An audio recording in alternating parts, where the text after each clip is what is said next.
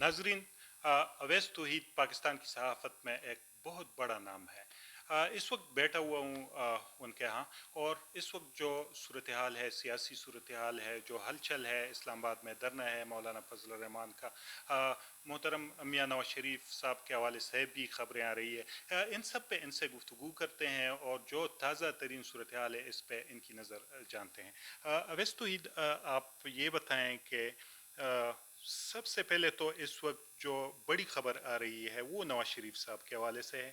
ज़ाहिर है वो बीमार हैं और उनको इलाज की ज़रूरत है, लेकिन बाहर जाने की भी बातें हो रही हैं। इस पे कुछ सवालात भी जहनों में अगरचे इजहार सब लोग नहीं कर रहे हैं, लेकिन मुख्तलिफ़ किस्म के सवालात जहनों में आ रहे हैं। हमारे नाजरीन को बता दीजिएगा कि जो सूरत हाल है इस वक्त, इसमें क्या इम्कानात हो सकते हैं?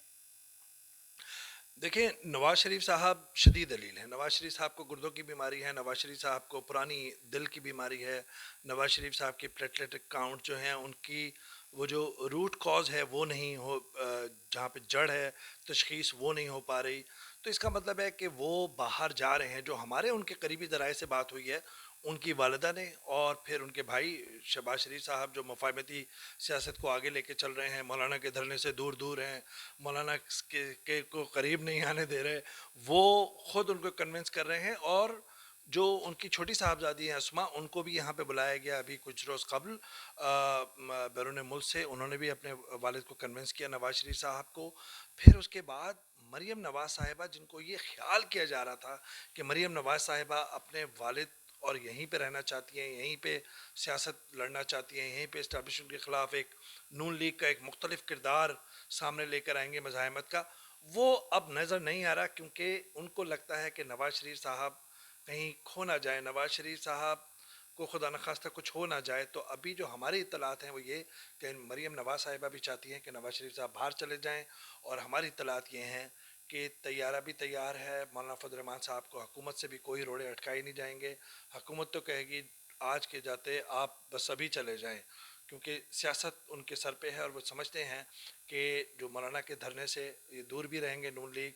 अगर नवाज शरीफ साहब चले जाएंगे, मरीम नवाज साहिबा का पासपोर्ट अदालत में है, और लगता यही है कि आने वाले दिनों के अंदर ये भी हो सकता है कि मरीम नवाज साहिबा को भी बाहर जाने की इजाज़त दी जाए, क्योंकि वो समझती हैं कि उनका अपने वालिद से करीब तरीन होना लाजमी है और वो उनके साथ रहना चाहती है। इसका मतलब ये है कि नून लीग का जो गुस्से वाला जो पूरा एक पोस्चर होगा, उसमें हमें नरमी दिखाई देगी अगर दोनों जाते हैं, वालिद जाते हैं बाहर।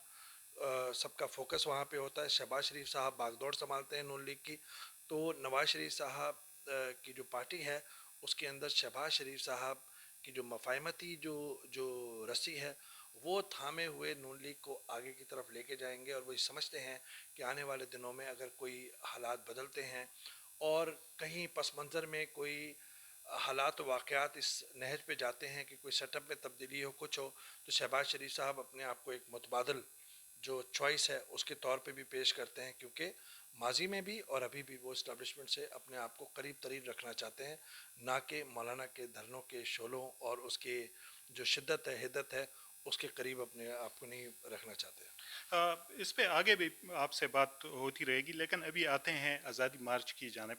मौलाना फजल रहमान ने आज़ादी मार्च का ऐलान किया शुरू में, उनके साथ सपोर्ट के भी बयान सामने आते रहे, लेकिन हमने देखा इन गुजरे हुए दिनों में जब से आज़ादी मार्च इस्लामाबाद में जारी है, शहबाज शरीफ साहब की तरफ से मुज़ाहिमती जो बयानात या जो उनकी तकरीर में वो लोगों ने सुने हैं, वो मुज़ाहिमत की बात तो हुई है, लेकिन उस तरह से नहीं जिस तरह से लोग तवक्को कर रहे थे नून लीग से। उस तरह शिरकत भी नहीं हुई है, कारकुनों को भी नहीं बताया गया है। अब आज़ादी मार्च का जो आने वाले दिनों में जो जो सूरत हाल बनेगी, फैसले होंगे, उस पर भी आपकी नज़र है। क्या कहते हैं आज़ादी मार्च के हवाले से?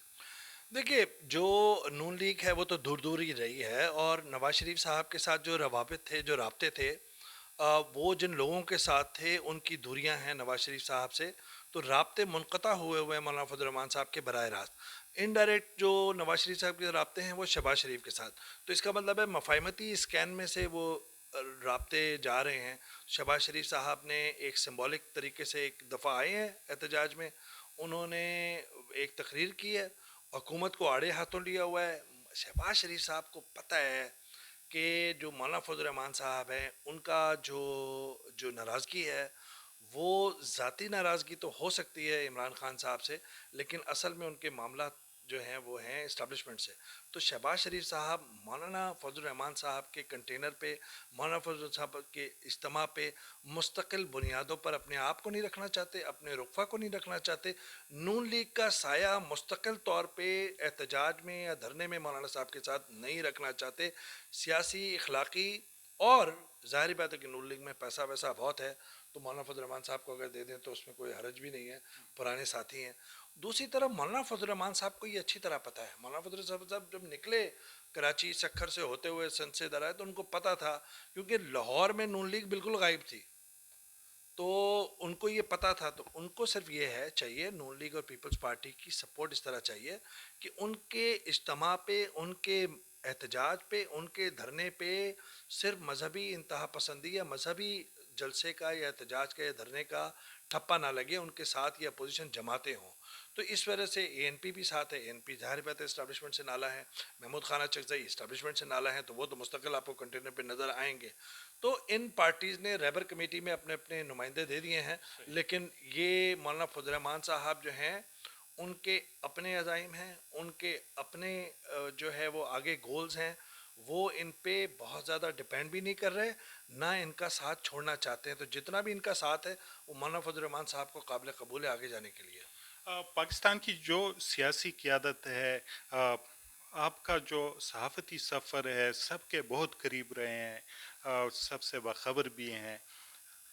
ابھی جو مولانا کا یہ آزادی مارچ ہے, جیسے بات ہوئی شہباز شریف ہے, نواز شریف, مریم, باقی لوگ, لیکن ابھی لگ تو یہی رہا ہے کہ مولانا صاحب اس دنگل میں اس وقت وہ اکیلے ہیں, جیسے وہ کسی اور پہ ڈیپینڈ نہیں کر رہے ہیں. تو سیاست تو پھر ممکنات کا نام ہے. کیا یہ ممکن ہو سکتا ہے کہ کچھ جیسے پہلے تاریخی طور پہ دیکھا گیا ہے, ایسے کچھ توقع کی جا سکتی ہے کہ کچھ ہو جائے, ایسے ہو جائے جس پہ نظر ہی نہ ہو, جس پہ بات ہی نہ ہو رہی ہو؟ دیکھیے مولانا فضل الرحمان صاحب ایک سیاسی جوئے کے ساتھ آئے ہیں, بڑا گیمبل لے کر آئے ہیں, کیونکہ 2013-2018 میں ان کو شکست ہوئی تھی اور ان کی سیاست سکڑی ہوئی تھی صرف جنوبی خیبر پختونخوا میں, اور وہاں بھی ان کو شکست ہو رہی تھی, اور وہ شکست ہو رہی تھی تحریک انصاف سے, وہ شکست ہو رہی تھی عمران خان کے زمانے کے ہاتھوں.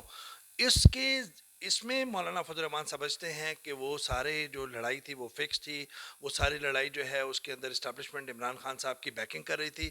تو ان کی ناراضگی ایک تو ہے عمران خان صاحب سے ذاتی, لیکن دوسری طرف وہ نالا ہے اسٹیبلشمنٹ سے.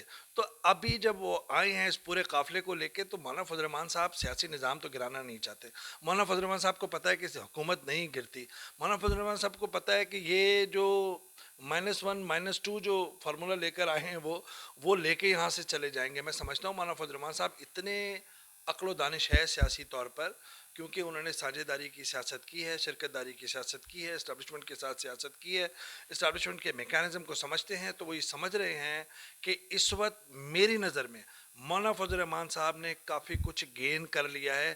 جو لوگ اس طرح ناپ رہے ہیں ان کی کامیابی کو کہ استعفیٰ لے کے جائیں گے, میں نہیں سمجھتا. آلریڈی انہوں نے سیاسی تنہائی ختم کر لی, اپنی سیاسی آئسولیشن ختم کر لی, انہوں نے اسٹیبلشمنٹ کو اپنی ایک بھرپور قوت کا اظہار کرایا ہے کہ مستقبل میں وہ ایک قوت ہیں, سیاسی قوت ہیں. پھر اپوزیشن جو بکھری ہوئی اپوزیشن تھی, کمزور اپوزیشن تھی, اس میں اپنے آپ کو ایک مرکزی حیثیت دلا دی. تو جب وہ اپنی کانسٹیٹنسی میں جائیں گے تو وہ جائیں گے ایک مذہبی نعروں کے ساتھ, ایک مذہبی بیانیے کے ساتھ, کہ ہم نے پاکستان کو ان ساری سازشوں سے, جو بقول ان کے کہ یہودی سازش ہے اور اسرائیلی سازش ہے, اور جو یہاں پر غیر اسلامی جو یہاں پہ سازشیں ہو رہی ہیں, ان کو ہم نے ختم کر دیا اپنے اس احتجاج سے, اجتماع سے. دوسری طرف وہ پارلیمانی سیاست میں اپنی کامیابی کریں گے کہ وہ اس وقت اپوزیشن میں ہیں, اور ایک ایسی فورس ہیں, ایک ایسی سیاسی قوت ہیں جس کو اگنور نہیں کیا جا سکتا. اس وقت انہوں نے میرے خیال میں اچھے خاصے سیاسی گین حاصل کر لیے ہیں. آگے چل کے بہت کوئی اتھل پتھل ہوگی.